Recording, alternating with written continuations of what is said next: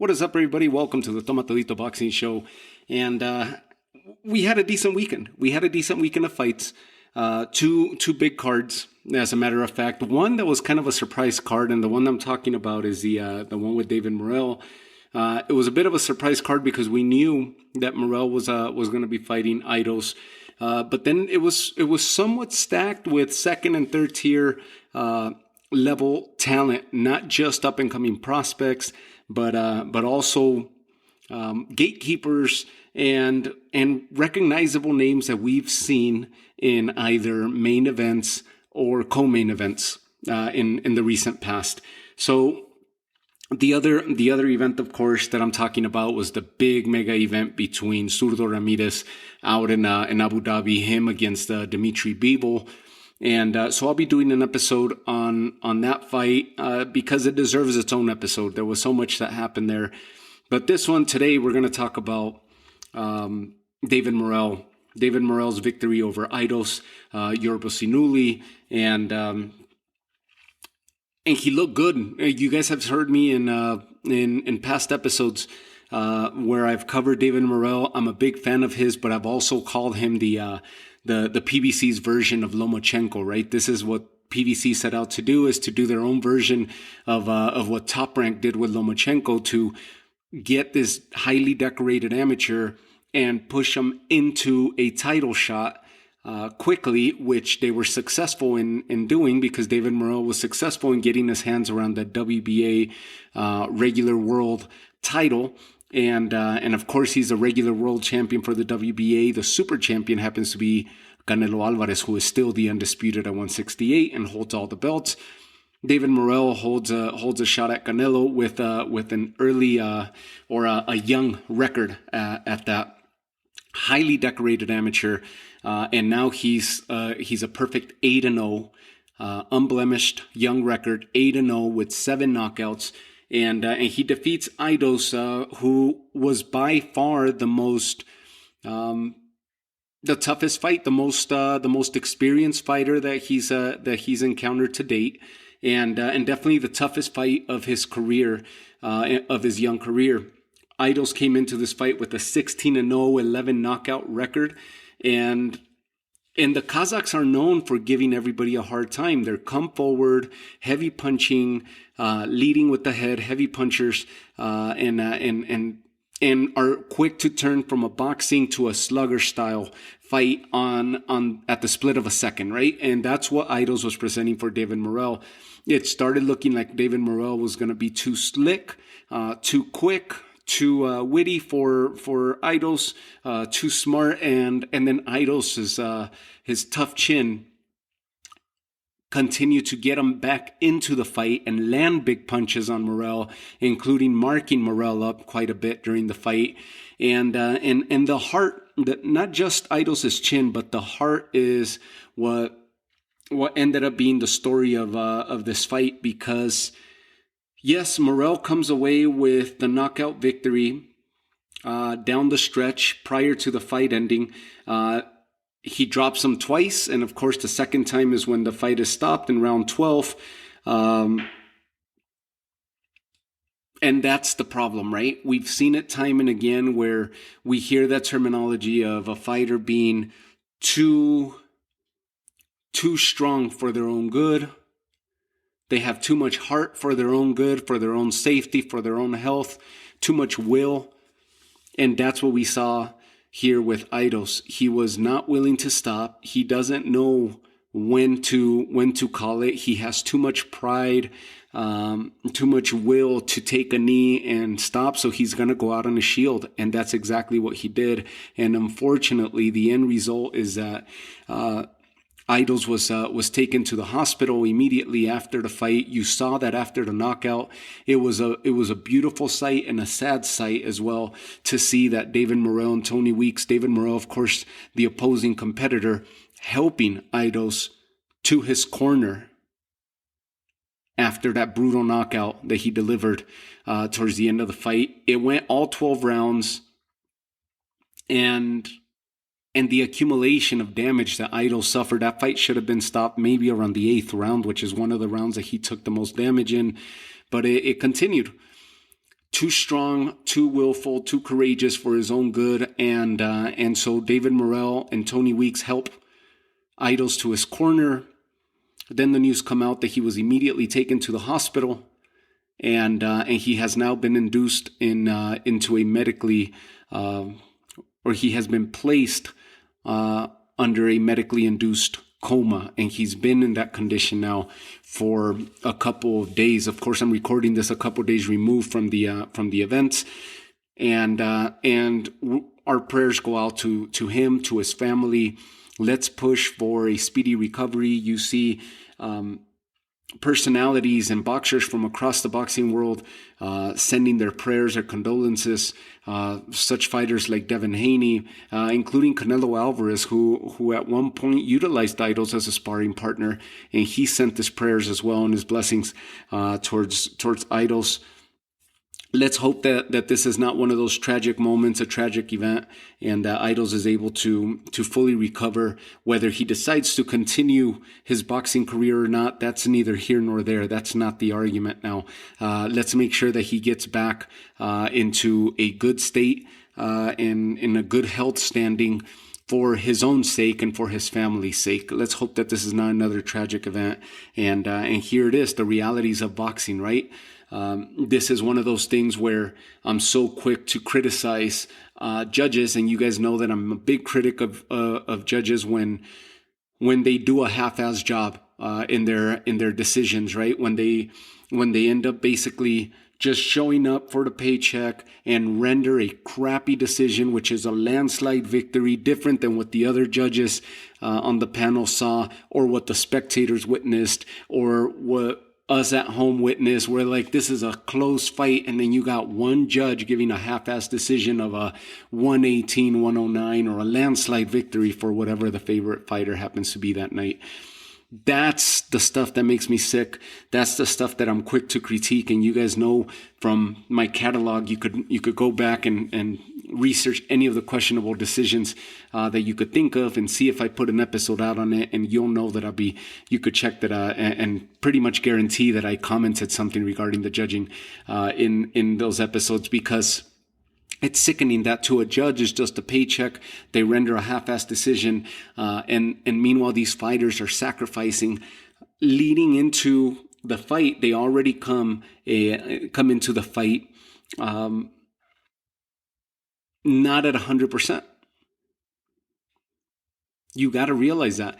In case it never dinged on you, you gotta realize that these fighters, the damage they take in sparring, the amount of wear and tear that they incur during the training camp, during the weight cut, the diets,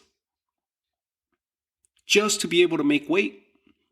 And then they start rehydrating. They're not 100% going into these fights. Some fighters are very close to 100%, but every single one of these fighters put their life on the lines. A lot of them get into such health crisis during the weight cut itself that it ends up affecting them mentally, physically, internally for years, let alone the damage that they incur during the fight. This is just to make weight and get themselves into the ring, let alone the damage that they incur during the fight. And this is what happened here. That Aidos ends up taking too much damage, too willful, too courageous for his own good, for his own health, and the corner failing to recognize this and failing to throw the towel sooner in the fight, which could have potentially been the difference maker here for Aidos. On the other side of things, David Morrell looked great. He continues to improve. He continues to look good. And his competition level continues to improve as well. And so now David Morrell begins to create and to generate some talk, because he does have punching power. He has obviously very good boxing pedigree. But in past fights, I would have considered him the weakest of the opponents because of his young career, professionally, that is. Very experienced amateur, professionally, very young resume, very young career with limited opposition to date. This is the toughest test that he's had to date, and this would have been a tough test for any of the top contenders, whether it was David Benavidez or Caleb Plant, you name it. This is a tough test. And David Morrell passed with flying colors. Who would you like to see David Morrell fight now? I mean, of course, the immediate thoughts are, hey, well, he's got a shot with the WBA title. He needs to go right after Canelo. Canelo will be coming off a surgery. So that would be a great bounce back fight, and for Canelo to go ahead and unify the WBA version of the title, blah, blah, blah. David Benavidez, Caleb Plant was the biggest news last week leading into the weekend that they have agreed and signed to their fight that should take place January, February. So David Morrell would be in line for the winner. However it plays out, in my opinion, I think David Morrell should go after Lerone Richards, who happens to be a minority belt holder, and he's the IBO champion. This is one of the sanctioning bodies that you tend to see that title out there a lot with Anthony Joshua and Usyk. That title transferred hands from Joshua to Usyk. You see the IBO heavily rewarded and awarded in the women's boxing side, but a lot of European, a lot of South American, a lot of fighters around the world recognizes IBO as their big shot to get into a big fight. Lerone Richards happens to be the IBO champ at 168. He's a good fighter. I would like to see Lerone Richards against David Morrell. That would be a great fight. And if David Morrell passes that test, that's a heavy-handed puncher in Lerone Richards versus a very good, slick, high pedigree boxer like David Morrell. He continues to improve. That's the fight that I'm calling for. David Morrell, Lerone Richards. So we'll continue to see how David Morrell's career pans out. I'm excited to see it, and I'm a big fan. I'm glad that he took on this test and he passed with flying colors. Let's continue to pray for Aidos for a full recovery and a full healthy recovery. From there, let's talk about the undercard, because this is what I was mentioning. Notable names, some that have been in main events, such as Jeison Rosario. We remember Jeison Rosario in his fight against Jermell Charlo. Jeison Rosario suffers a knockout loss to Brian Mendoza. Brian Mendoza, of course, has a loss to up-and-coming prospect Jesus El Mono Ramos from Casa Grande, Arizona. And Brian Mendoza delivered a nasty uppercut, drops him in the second, drops him in the fifth, ends the fight. Jeison Rosario suffers a knockout loss. And I had no idea that he was going to be on this undercard because I just focused on David Morrell. So it was a pretty good fight, and it was a really good showing by both of them. And Brian Mendoza now moves up into a notable opposition or becomes notable opposition for any of the 154-pounders. The other fight that caught my attention that was on here, J-Rock was back in action. Julian Williams, he ends up winning a unanimous decision against Rolando Mancilla. And then Anthony Dirrell, we just saw Anthony Dirrell suffer a knockout loss in that high-profile fight, co-main event on the undercard of Wilder here a couple weeks ago. And he fought Caleb Plant. Anthony Dirrell suffered a knockout loss. Nasty knockout that he suffered at the hands of Caleb Plant. Andre Dirrell, his brother, was active in this card, and he came out victorious. He stops Yunieski Gonzalez. And Yunieski Gonzalez, if that name rings a bell to you, is because Yunieski Gonzalez fought Zurdo Ramirez in his very last fight, in his previous fight, and he suffered a loss to Zurdo Ramirez in this past December, just a little bit under a year ago. So Yunieski Gonzalez was stopped in round 10 by Zurdo Ramirez, and here he is stopped by Andre Dirrell, also in round 10.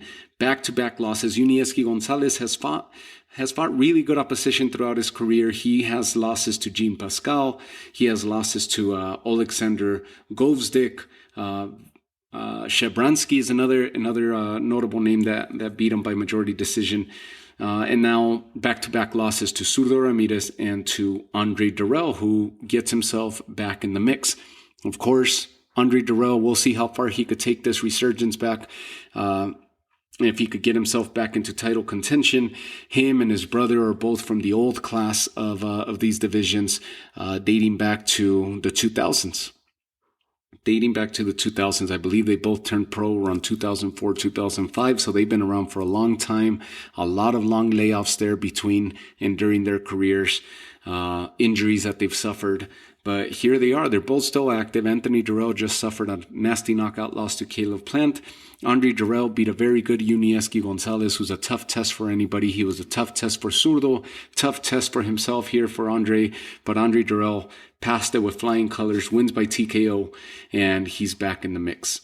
So that's the news from the Armory out in Minnesota, and on David Morrell. Osvaldo David Morrell, he's victorious once again, 8-0, 7 knockouts. And the sad news, of course, that being Aidos. Let's continue to pray for him. I'll mention that one last time. And let's see how David Morrell's career pans out. I'm a big fan of his, and I'll continue to keep an eye out for him and his career and the moves that he's going to be making. Osvaldo looks good. He looks good. He looked really good, really fluid, really accurate, and did his job. So the Cuban sensation, David Morrell, successful, improves to 8-0, 7 knockouts, and retains his WBA version of the 168-pound title. I leave you guys with that. Thank you for all the love and support, for the continued love and support, and I'll catch you guys here on another episode. Take care of yourselves. Have a good night.